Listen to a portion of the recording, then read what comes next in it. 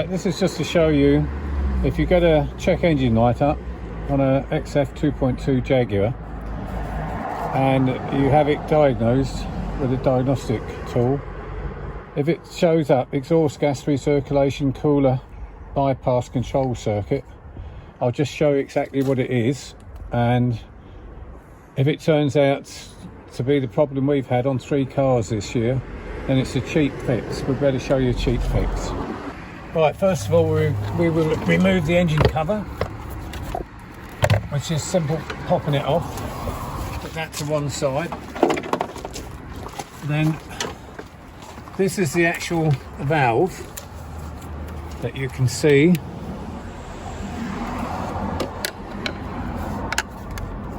Which would cause the light to come on, which is here. This is your vacuum valve, which I'm pointing the screwdriver at down there, which is on the end of this stem.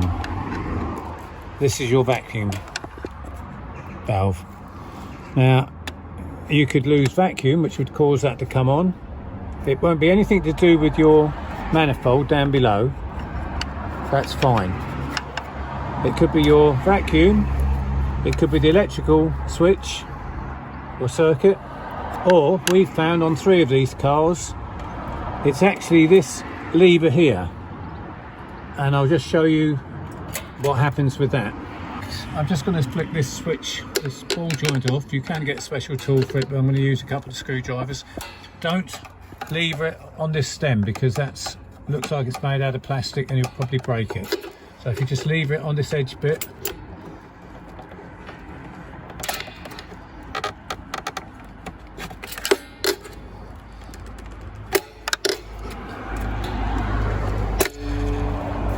there you go, that's off.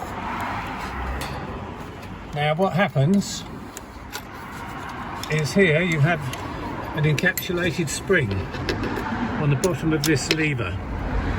Now these springs we've found, 3 of them on 3 different cars, have broken. So that lever should position itself back there with the return spring, which it doesn't because the spring's broken. So what happens when this valve sucks in this lever like that, the valve will actually stay open. We'll call it open. It's open, and we'll call it this way, we'll call it shut. So when this valve goes in with a broken spring, it stays in the open position. So this must return to shut the valve again, which it obviously can't with this broken spring. These springs, which is here, is encapsulated underneath this lever, and you can't get it off unless you want to drill it and a lot of messing about. And even if you do that, then you have to find a spring, because Jaguar will not sell you a spring. So you have to find a spring that will fit. Now this unit, underneath that lever, you have a valve. It's a butterfly valve, which basically, when it's shut, it blocks off the bypass chamber on the manifold, and when it's open, we'll call it open, then it shuts off the coolant part of the manifold, coolant chamber. That's all it does. It's just a butterfly valve that works like that. So what we do is we make a bracket. You can actually file these brackets down so that they look a bit better, but we basically get a bracket. You take the top bolt out of your timing belt cover, bolt the bracket onto it, have a small hole at the bottom. You buy a spring like this. Okay, the length of the spring, or the dimensions of the spring, if you want to use the same that I've used, is the actual spring itself is 43 millimeters in length, and with the 2 hooks on the end after that. So you've got 43 millimeters, and then you've got the 2 hooks, which in total would measure at 58 millimeters. The thickness of the spring is 7 millimeters, or nearly 8 millimeters. That's if you want to use that. And also the length of this bracket is That's 51 millimeters long by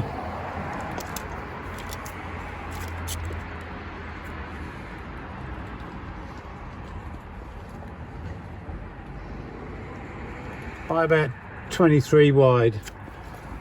But you must remember, you can use another bracket, a different bracket if you want, or you could possibly drill this cover and put the spring in there, and then you put the spring back on, or on, you hook it on there.